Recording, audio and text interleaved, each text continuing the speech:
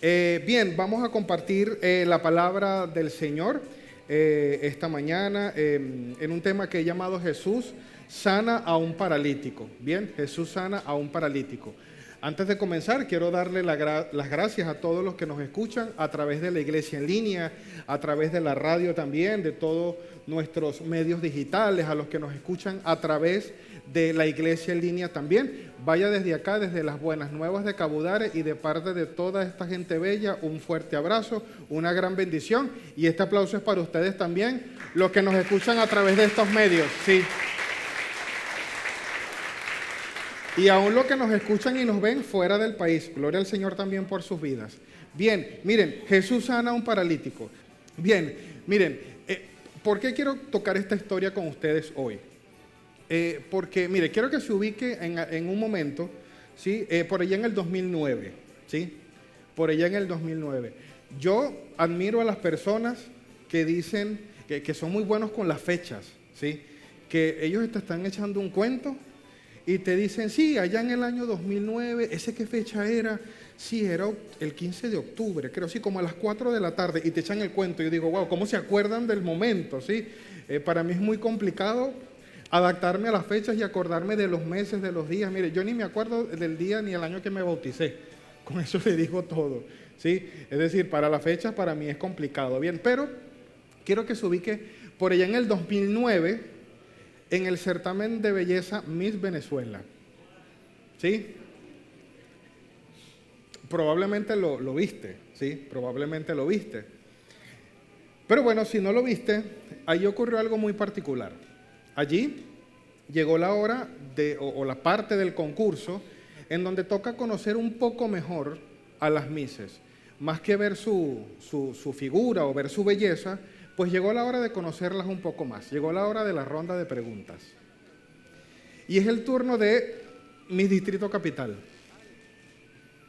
Y el presentador la llama. Bien. Y el presentador saca de un bol al azar una tarjeta con una pregunta. Bien. Y la pregunta que saca del bol es esta. ¿Qué consideras que es más difícil? ¿Pedir permiso o pedir perdón? Lo más curioso de todo esto es que a pesar de las burlas y a pesar de un montón de cosas, ya después de años, todavía nadie da la respuesta. Entonces, claro, yo me burlé, todavía la gente se sigue burlando, pero nadie da la respuesta. Entonces, ¿cuál es la respuesta? Y yo digo, ¿cuántas veces nosotros juzgamos a personas que están en medio de situaciones difíciles de responder y uno la juzga cuando aún ni siquiera nosotros sabemos la respuesta? Para no dejarte con la duda de que es más difícil pedir permiso o pedir perdón, vamos a responder esa pregunta antes de hacer otra pregunta similar que le hizo Jesús a unos maestros de la ley. ¿Qué crees tú que es más difícil? ¿Pedir permiso o pedir perdón? Les quiero dar la respuesta no en base a lo que yo creo, sino en base a una persona que formuló esa pregunta, ¿sí? En base a esa persona. Mira que hay una mujer que se llama Grace Hooper. Ella es una almirante de la Armada de los Estados Unidos, ¿sí? Es una mujer admirable por el cargo en autoridad que posee en la Armada de los Estados Unidos. Y no solamente eso, sino que esta mujer es pionera en el desarrollo de software, ¿sí? Es decir, cuando todo este tema y este boom del internet y el software y las aplicaciones, esta es una mujer tan inteligente que es pionera en la historia de las creaciones de los software que tú y yo utilizamos hoy en día. Bien, esta mujer, ¿sí? Obviamente por la fama que tenía por las cosas que hacía, ella hizo muchas frases, muchos pensamientos, escribió un libro y ella decía esto: si algo es una buena idea, hazlo de una vez. Si algo es una buena idea, hazlo de una vez. Es mejor pedir perdón que pedir permiso. Te explico. Grace Hooper, bien, te explico qué significa esto. Ella, como era una mujer que se sujetaba a la autoridad, ¿ok? Cuando ella tenía una buena idea, ella pensaba que era más complicado o más difícil pedir permiso. ¿Por qué? Porque cuando ella tenía una buena idea, ella tenía que ir al superior. Mire, comandante, Usted sabe que aquí tengo una buena idea. Ok, estoy ocupado ahorita, te doy una reunión el lunes. Entonces, vamos para la reunión del lunes, ¿verdad? El lunes nos sentamos, tienes que volver a explicar tu maravillosa idea. Bueno, sí, está muy buena. Vamos a discutirla entre varios y te damos la respuesta en 15 días. Entonces yo decía, hey, para mí es una buena idea. Yo prefiero hacerla de una vez y pedir perdón después. ¿Sí? Prefiero hacerlo, si es una buena idea, lo hago de una vez. Que pedir permiso, para mí, es más complicado. De ahí viene entonces la pregunta y la respuesta. Ya aprendió algo nuevo hoy, ¿verdad? Sí, un poquito de historia, pues. Ahora vámonos con la escritura. El Señor un día le hizo una pregunta a unos maestros de la ley. Él tenía un paralítico allí delante de él, o no sé si encima, porque fue que lo bajaron del techo, ¿verdad? Ya vamos a leer la historia. Y Jesús le pregunta a los maestros de la ley, les dice, ¿qué es más fácil? ¿Decirle a este paralítico, tus pecados te son perdonados? ¿O levántate, toma tu camilla y anda? ¿Qué crees tú que es más fácil? Bueno, les voy a decir algo. Vamos a compartir esta historia de solamente 12 versículos, solo 12. Pero no la vamos a terminar hoy, porque son apenas 12 versículos, pero esta historia es tan enriquecedora y tan edificante para nuestras vidas que no quiero que se nos escape ningún detalle. Bien, vamos a analizar casi que palabra a palabra hasta llegar a esa pregunta, bien, a respondernos ese interrogante. No creo que lleguemos hoy, pero si llegaste hoy y ya te generé la expectativa, te espero el próximo domingo, ¿sí? ¿Ok? Y te invitas a alguien. Pero vamos a ir poco a poco porque no solamente esto es lo interesante de esta historia, sino que desde que comienza hasta que termina, wow, ya lo vas a ver. Vamos a analizarla poco a poco. Marcos capítulo 2, verso del 1 al 12. Unos días después, cuando Jesús entró de nuevo en Capernaum, corrió la voz de que estaba en casa. Se aglomeraron tantos que ya no quedaba sitio ni siquiera frente a la puerta mientras él le predicaba la palabra. Entonces llegaron 4 hombres que le llevaban un paralítico. Como no podían acercarlo a Jesús por causa de la multitud, quitaron parte del techo encima de donde estaba Jesús y luego de hacer una abertura, bajaron la camilla en la que estaba acostado el paralítico. Al ver Jesús la fe de ellos, le dijo al paralítico, hijo, tus pecados quedan perdonados. Estaban sentados allí algunos maestros de la ley que pensaban, ¿por qué habla este así? Está blasfemando. ¿Quién puede perdonar pecados sino solo Dios? En ese mismo instante supo Jesús en su espíritu que esto era lo que estaban pensando. ¿Por qué razonan así? Les dijo. ¿Qué es más fácil? ¿Decirle al paralítico, tus pecados son perdonados? ¿O decirle, levántate, toma tu camilla y anda? Pues para que sepan que el Hijo del Hombre tiene autoridad en la tierra para perdonar pecados. Se dirigió entonces al paralítico, a ti te digo, levántate, toma tu camilla y vete a tu casa. Él se levantó, tomó su camilla enseguida y salió caminando a la vista de todos. Ellos se quedaron asombrados y comenzaron a alabar a Dios. Jamás habíamos visto cosa igual, decían. Hasta ahí. Miren que lo primero que yo quiero hacer, ¿sí? Y lo primero que quiero resaltar es poder dar gracias por esos amigos locos en la fe que están dispuestos a abrir un boquete en un techo mientras Jesús predica para que tú hayas sido salvo. Sí, quiero dar gracias por esa gente, ¿sí? Porque mire que es muy osado Jesús predicando, no sé si usted se lo imagina, y de repente el Señor está predicando, imagínense, interrumpía a Jesús, está predicando y le empieza a caer tierrita del techo, ¿sí? ¿Qué es esto? Y de repente cuando es bajando una persona, bien, es atrevido, pero te digo algo, gracias a esos amigos que son bien atrevidos en la fe, gracias a ellos, muchos de ustedes están aquí sentados esta mañana, que no tuvieron pena, que no tuvieron temor, que con el espíritu de valentía que les dio el Señor, te montaron en una camilla y te llevaron a la presencia del Señor. Y mira que esos amigos muchas veces cuando nosotros estábamos en el mundo y estábamos paralizados espiritualmente, nosotros los tomábamos como locos, ¿sí?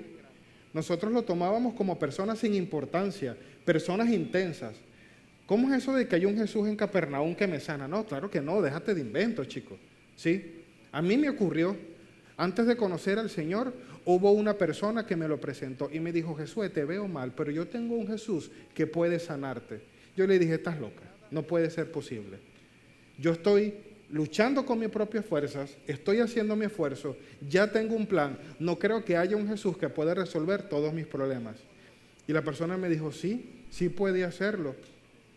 Y uno de esas personas las desestima, las toma a veces como fastidiosas, las toma como sin importancia, y realmente son personas que luego su valor fue tal para nosotros que hoy en día todavía agradecemos por ellos. Personas tan locas en la fe aparentemente para el mundo, que son personas que pelearon una batalla por ti en oración, no a golpes, ni a gritos, ni a fuerzas. Pelearon con los ojos cerrados, pelearon no de pie, sino de rodillas y con las manos juntas, y aún así ganaron y vencieron en Cristo. Qué loco, ¿verdad? Qué loco cómo ahora tú también peleas tus batallas, ¿cierto? ¿Cómo ha cambiado las cosas? Antes gritabas, bien, peleabas con tus propias fuerzas. Ahora peleas con las manos juntas, los ojos cerrados y arrodillados, y así ganas en Cristo Jesús. Qué loco, ¿verdad? Pero el Señor ha dispuesto que las cosas se hagan de esa manera. Esa es la verdad, en su sabio designio. Ya lo vamos a ver por la Escritura. Así que yo quiero dar gracias por esas personas. Y les digo esto, y utilizo la palabra de locos, porque muchas veces, y por la Escritura, eso somos para el mundo. Mira lo que dice Primera de Corintios, capítulo 1, verso 18. El mensaje de la cruz es una locura para los que se pierden. Es una locura para los que se pierden. En cambio, para los que se salvan, o sea, para ti y para mí, es decir, para nosotros, este mensaje es el poder de Dios. ¿Te estás dando cuenta lo que es para nosotros y lo que es para el que no cree? Así que cuando usted le diga a una persona que está paralizada espiritualmente, le diga, yo creo que hay un Jesús que te puede poner a caminar, y le digan, usted está loco, no se asombre. Porque el poder de la cruz para ellos, eso es lo que significa. No pasa nada, es bíblico. Bien, pero mira lo que dice el mismo pasaje, pero ahora el verso 20 y el 21. Miren bien, hermanos. Fíjense, hermanos, en los que Dios ha llamado entre ustedes. Pocos son sabios, poderosos o nobles, según criterios humanos. Deliberadamente, Dios ha escogido a los que el mundo considera tontos y débiles, lo que te dice la gente que eres, tontos y débiles, para avergonzar a los que el mundo considera sabios y fuertes. Ha escogido a los que en el mundo no tienen importancia alguna, para destronar a los que el mundo considera grandes, de modo que nadie pueda jactarse en la presencia del Señor. Yo a veces, dentro de mis errores, iglesia, dentro de mis imperfecciones, dentro de lo tonto y débil que a veces me dice la gente que soy, yo me pongo a pensar, Señor, ¿por qué me escogiste? ¿Sí? Y cuando leo esto digo, ya sé por qué. Bien, cuando leo esto, digo, Señor, ya entendí. Porque si el mundo me considera débil, me considera tonto y me considera que no valgo nada, el Señor me dice, bien, entonces yo a ti es el que te voy a usar para avergonzar al que el mundo se cree poderoso. En el mundo se cree poderoso. Sabios, nobles, poderosos entre ustedes, no. Los que el mundo consideraba rechazados, sin importancia, tontos y débiles, esos son mis hijos, y en ellos voy a mostrar mi gloria al mundo. Y esos somos tú y yo. Qué maravilloso es el Señor, ¿verdad? Así lo quiso el Señor. Él dice, deliberadamente yo quise que fuese así.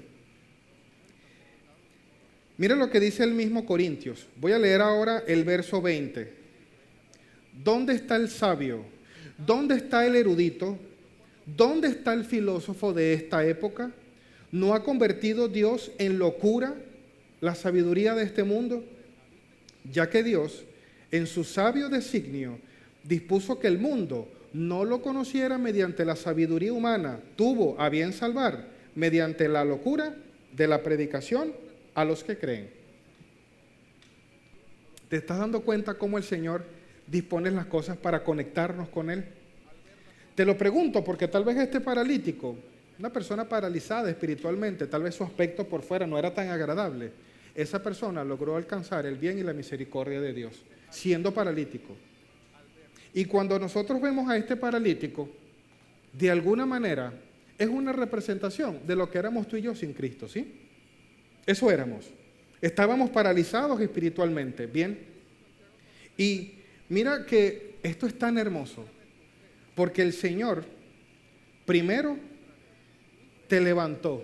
Estabas paralizado espiritualmente y el Señor te levantó y te sanó, ¿bien? ¿Sabes qué ahora haces tú? Levantas a otros paralíticos, tomas la camilla y los llevas a la presencia del Señor.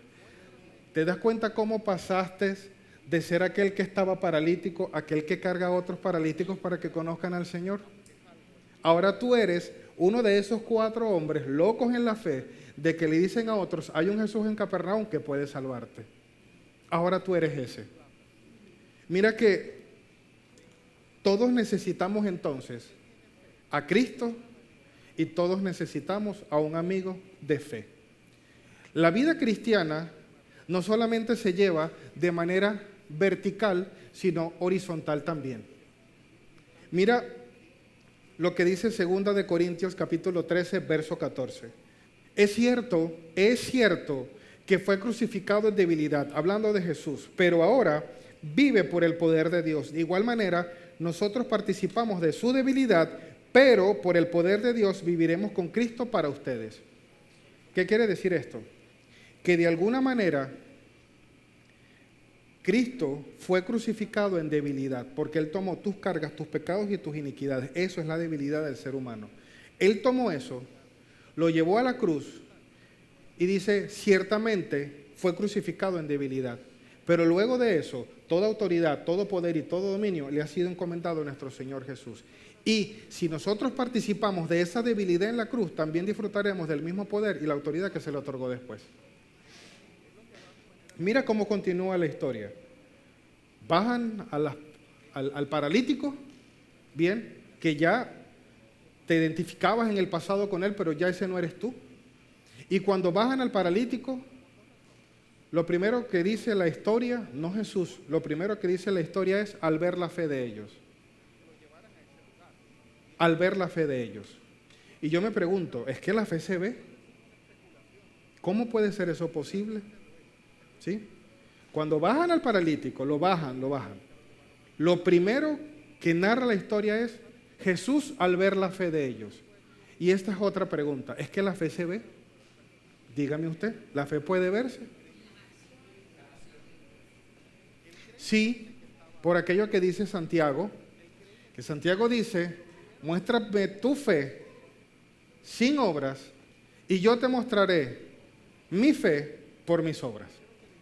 Es lo que dice Santiago, ¿bien? Así que de alguna manera, eso que estaba ocurriendo allí en el momento era una representación de la fe tan robusta que tenía esta gente por Jesús, ¿bien? Era eso físico que estaban viendo allí, eso palpable, era una manifestación muy grande de que creo en un Jesús que puede sanarme, ¿bien?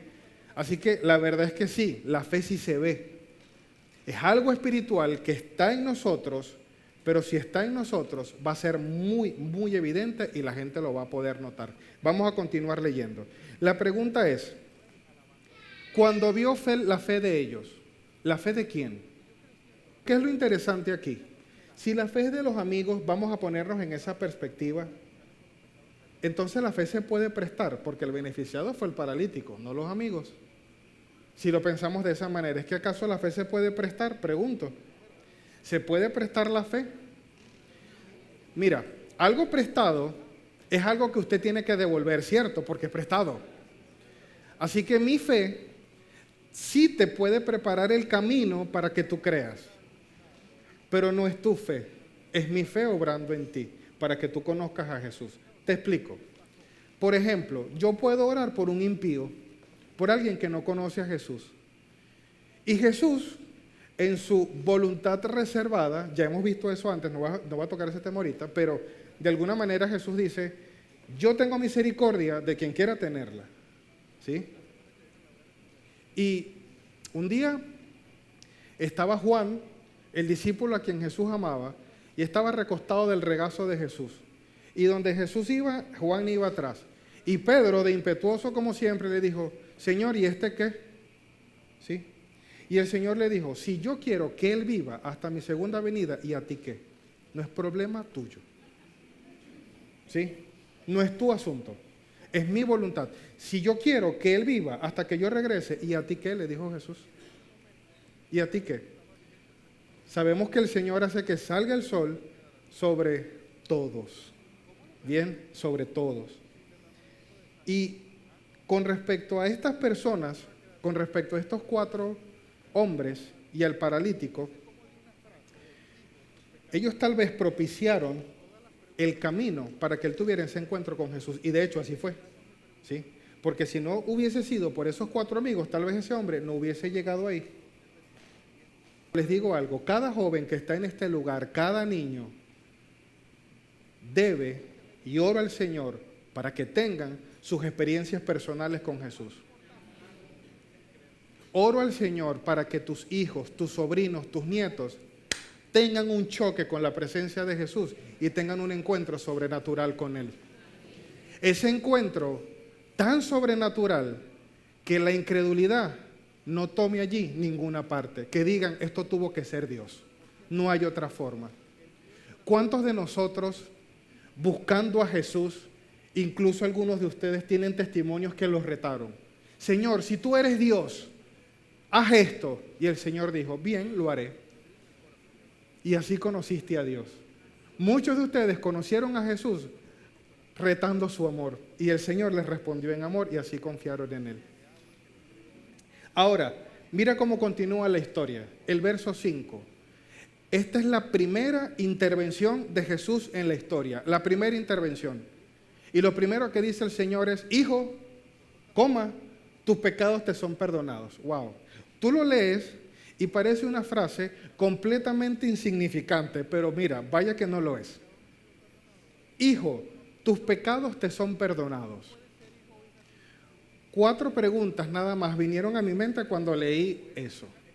Pero por ejemplo, hijo, tus pecados te son perdonados. Señor, primera pregunta, ¿por qué lo llamas hijo? ¿Cuántos de ustedes se han preguntado eso? Tal vez uno lo lee y lo pasa, ¿sí? Pero, me detuve un momento y dije, Señor, voy a analizar tu palabra, palabra a palabra. Hijo, ¿hijo por qué? ¿Cuándo lo hiciste tu hijo? ¿Sí? Esa es la primera pregunta. La segunda pregunta, ¿qué dijo para que tú lo perdonaras? Porque solamente dijo, vio la fe de ellos y le dijo, hijo, tus pecados te son perdonados. ¿Por qué le dijiste hijo? ¿Y qué dijo? ¿Y qué hizo para que tú lo perdonaras? Porque no hizo nada, estaba paralítico. ¿Qué hizo? Pregunta número 3. Él quiere que lo sanes. ¿Por qué lo perdonas? Él fue por sanidad, no por perdón. Señor, ¿te equivocaste o cómo? No lo creo. Fue a buscar levantarse y ser sano a través de un milagro y el Señor lo perdonó. Por lo menos de primera mano, ¿sí? Pero la necesidad básica del paralítico no era caminar. Por eso es que pedimos y pedimos mal y por eso no recibimos. El problema principal del paralítico no era su parálisis física. Después lo hablamos. 4ª pregunta. Hijo, tus pecados te son perdonados. ¿Cómo es que el Señor lo perdonó sin derramamiento de sangre? Pregunto. La Escritura dice, sin derramamiento de sangre no hay perdón de pecados. Porque a él le tocaba un sacrificio, ¿sí? Pero, ¿perdonas pecados sin derramamiento de sangre? ¿Cómo lo haces? ¿Cómo lo hiciste? A los que ya tienen un poquito más de experiencia con la palabra del Señor, saben que a través del sacrificio en la cruz y a través del derramamiento de la sangre de nuestro Señor Jesús, nuestros pecados fueron perdonados. ¿Cómo lo hizo en ese momento? Ya sabe por qué no debe faltar el domingo que viene, ¿verdad? No se va a quedar con esa duda, ¿sí? Ok, vamos a responder unas ahora en el tiempo que nos queda. Bien. 4 preguntas nada más.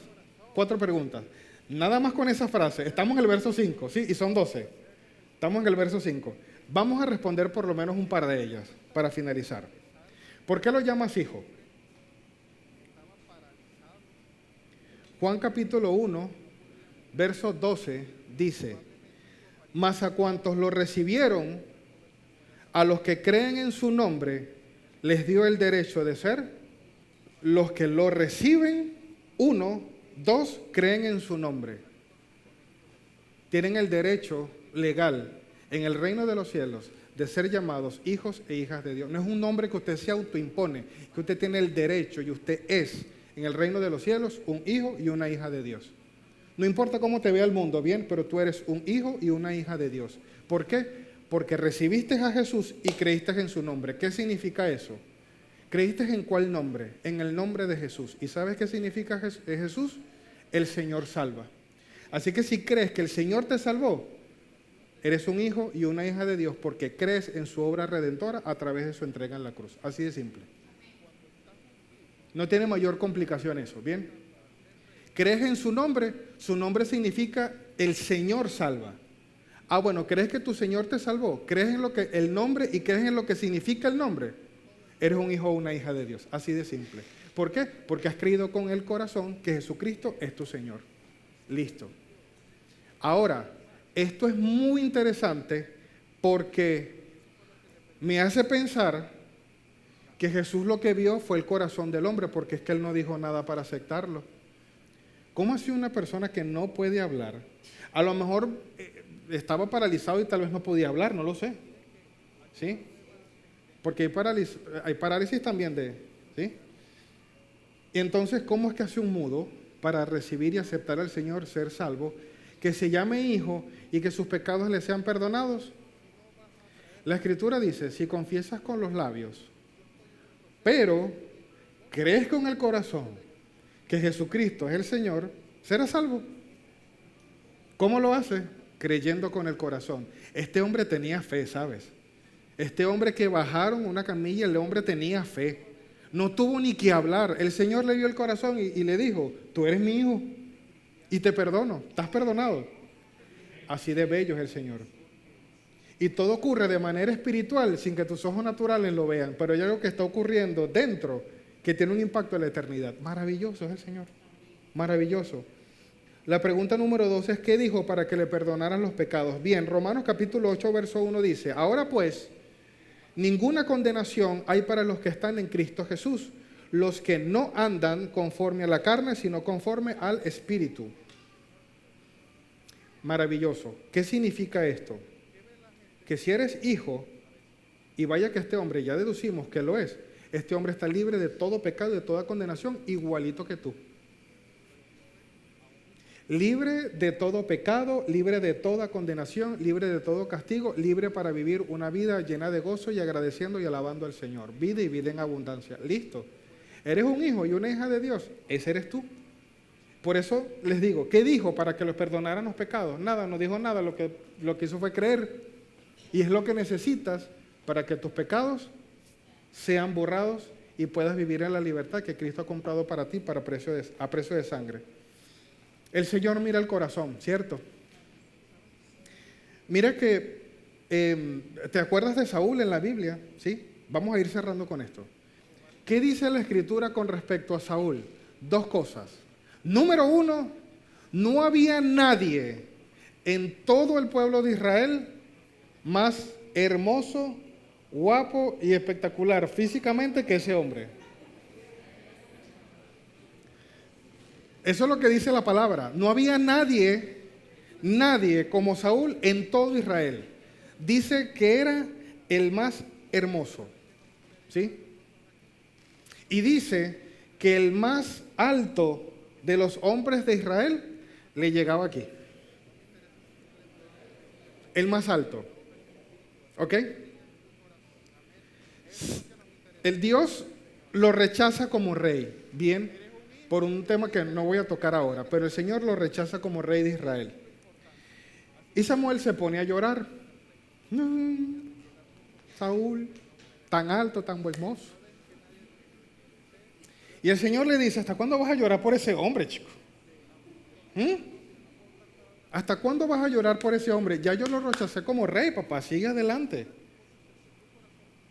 Isaí, la casa de Isaí, me va a dar un nuevo rey. Toma tu cuerno, llénelo de aceite, papá, y vaya a la casa de Isaí en Belén. Porque entre sus hijos yo levanté a un nuevo rey. No, pero es que, Señor, si voy hasta allá con mi cuerno lleno de aceite a ungir a ese nuevo rey, si Saúl se entera, me va a matar. No, no te va a matar. Llévate un sacrificio, vas a la casa de Isaí en Belén, lo reúnes a él, lo reúnes a tus hijos, haces el sacrificio y yo te voy a decir cuál es mi ungido. Le presentaron de primero a uno de los hijos de Isaí, a Eliab. Igual, impactante físicamente. Cuando Samuel lo ve, dice, seguro que este es el ungido del Señor. Este es el nuevo, papá. Este es el nuevo rey. No me puedo equivocar. ¿Y saben qué le dijo el Señor? Pero el Señor le dijo, no te dejes llevar por su apariencia ni por su estatura. También tenía apariencia y estatura. ¿Lo ves? Porque este no es mi elegido. Yo soy el Señor y veo más allá de lo que el hombre ve. El hombre mira lo que está delante de sus ojos, pero yo miro el corazón. Wow. El que habían elegido es como te leí hace un rato, ¿sabes? El menospreciado, el tonto, el débil, el cuida ovejas, el menor. Ese es el ungido, no este, ¿sí? De hecho, David ni siquiera estaba ahí cuando eso, ¿sí?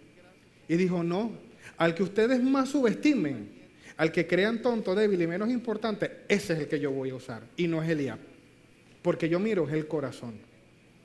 Así el Señor ha dispuesto que sucedan las cosas, y me agrada que sea así. ¿Te agrada a ti también?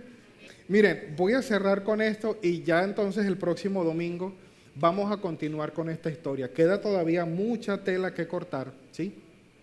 Pero vamos a seguir compartiendo. Pero quiero decirte esto antes de que te vayas a casa. De parte del Señor, que la subestimación no te desanime, ¿sí? En el nombre del Señor, iglesia. Que la subestimación que el mundo puede ejercer sobre ti y puedan decir de ti, no te desanime. Oye, ¿usted sabe quién fue bien subestimado en la Escritura? David, parejo. Desde que lo fueron a ungir, dijeron, no, el menor, el que está cuidando ovejas, es ese. Ah, bueno. Después lo subestimaron los hermanos y él fue el que derrotó a Goliat. No, que tú, le fue a llevar comida a los hermanos. Anda, vete de aquí, muchacho, fuera. Después le dijo a Saúl, al rey, yo soy el que lo voy a derrotar. Tú. No, chicos, mi armadura ni siquiera, o sea, imagínate. Subestimado por el papá, por los hermanos, por el rey, por todo el mundo. Te digo algo, ese hombre estaba ungido en ese momento para ser rey, y iba a ser rey sí o sí por propósito del Señor. Pero te digo algo, si David se hubiese dejado influenciar por la subestimación de la gente, yo no sé qué hubiese pasado con ese hombre. Pero él tuvo un proceso de ungido a rey, y en ese trayecto le dieron palo con la subestimación como usted no tiene ni idea. No se desanime, ¿sabe? Mire que ese paralítico allí tal vez era bien subestimado. Físicamente no la daba, pero el Señor dijo, yo voy a hacer un milagro en ti. Así que independientemente cómo luzcas por fuera, independientemente lo que crea la gente de ti, el Señor ve tu corazón y el Señor dice, yo te elijo y yo te uso. Porque yo miro tu corazón. Mire, por allí anda una corriente de la cual quiero cuidarte mucho a través de las redes sociales. Seguramente tú lo has visto por allí y se escucha muy bonito. Es esa corriente que salen influencers, Salen personas en las redes sociales y te dicen, si tú no vienes a sumar a mi vida, apártate porque voy camino al éxito. No te pongas conmigo porque estoy ahorita encargándome de mí mismo y estoy avanzando hacia adelante. Cuidado con eso, ¿sabes? Porque no hay nada más antibíblico que esa tontera, ¿sí? ¿Por qué? Porque, es decir, es la teoría del rechazo a las personas que no suman a mi vida. Es decir, si tú no me traes un beneficio, ¿para qué yo voy a andar contigo, chico? ¿Sí? ¿Para qué voy a andar contigo si tú no traes un beneficio? A mis propios deseos personales. No te quiero a mi lado. Pendiente con eso porque lo expresan de una manera tan bella que tú dices, es verdad. Y empiezas a rechazar a la gente que está a tu lado y que necesita tu ayuda. Te digo algo. Cuando tú estabas paralizado en una camilla, yo te pregunto, ¿qué hubiese sido de ti si los que te cargaron en la camilla creyeran en esas teorías locas? Tú todavía estuvieras tirado en una camilla. Pues ¿quién te va a agarrar? Si tú paralizado en casa, como era tu carácter y como era tu vida, tú le pesabas a todo el mundo, ¿sí? Cuando tú estabas sin Cristo, lo que hacías era restar a donde quiera que fueses. Pero ahora tú eres la sal y la luz del mundo. Y tú, donde llegas y donde pisan tus pies, tú eres de bendición para los que están a tu alrededor. Pero fue por alguien que cuando no sumabas, que cuando estabas paralizado espiritualmente, te cargó y te llevó a los pies del Señor. El buen samaritano. Muchos de ustedes han leído esa historia. Todos pasaron adelante cuando había un hombre que necesitaba ayuda y solo uno se detuvo y ese marcó la diferencia para esa persona. ¿Te estás dando cuenta cómo es importante que estemos bien pendientes de no creer en estas teorías que tratan de disfrazarlas y que se metan en nuestra mente diciéndole, si no sumas no puedes estar en mi vida? No. Si el Señor vino fue por los enfermos, dígame usted. Si el Señor no vino por el sano, vino fue por el enfermo. Y ese mismo es al que usted le tiene que apuntar, al enfermo. Porque el Señor dice, lo que han recibido por gracia, denlo por gracia. Así como un día cuando ustedes eran impíos, eran incapaces, flacos y no tenían fuerzas y yo los levanté, de la misma manera, siembren esa semilla en alguien más. En el nombre del Señor. ¿Sí? Y que cuando estés en ese transitar, ¿sí?, bendiciendo a la gente en el nombre de Jesús, llevando su evangelio, llevando su palabra, que la subestimación y lo que ve la gente de ti por fuera no te desanime, iglesia. Sigue adelante. Sigue adelante. Miren que a pesar de que esto que está por fuera se va desgastando día a día, Eclesiastés dice, todos vamos camino al sepulcro, papá, toditos. ¿Sí? Todos vamos hacia allá. Estamos transitando hacia ese lugar. Solo para luego recibir las promesas y la resurrección de nuestro Señor Jesús. Pero Él dice, vamos hasta allá. Y esto que tenemos por fuera se va desgastando. Pero usted sabe qué va ocurriendo dentro de usted. Hay algo que se va renovando y que va creciendo en usted día a día espiritualmente dentro. ¿Sí? Así que lo que importa no es si sus rodillas no dan más. No me interesa si usted tiene la tensión alta. No me interesa si usted tiene problemas para ver o tiene cataratas. Lo que nos interesa realmente es lo que pasa dentro del corazón del hombre. ¿Sí? Se los digo a los que están un poquito más entrados en años, que tienen menos tiempo siendo jóvenes, ¿sí? Les digo algo, que la gente no me lo subestime, ¿sabe? Y no piensen ustedes mismos en subestimarse, ¿sabe? Y que usted diga, no, ya en mis años, ya yo di todo lo que tenía que darle al evangelio. Mentiras de Satanás. Eso no es así.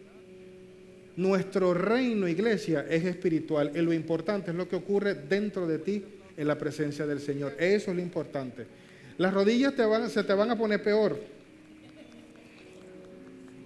Sí, porque es que la Escritura dice, uno ora para que el mundo mejore, pero es que el mundo va en decadencia, ¿sabe? Así tiene que ser. Se tiene que cumplir. Bien. Pero dice, hay algo espiritual dentro de ti que se renueva y crece cada día, ¿bien? Te estás preparando para la eternidad y el Señor va preparando una obra maravillosa en tu corazón. Eso es lo que me interesa y lo que debe interesarte. No importa si te duelen las rodillas, no importa si a veces amaneces con la tensión descontrolada. Lo que está ocurriendo dentro de ti, lo invisible, es lo que va a trascender la eternidad. Amén. Aprecia eso, iglesia, en el nombre del Señor. Así que a los que tienen más edad, aún a los más jóvenes, pero a los que tienen más edad, multipliquen esa semilla que el Señor les ha puesto en la mano, ¿sabe? No importa si usted está paralizado, si las rodillas, si lo que sea. Mientras usted tenga voz y aliento de vida, predique la palabra del Señor. En el nombre del Señor.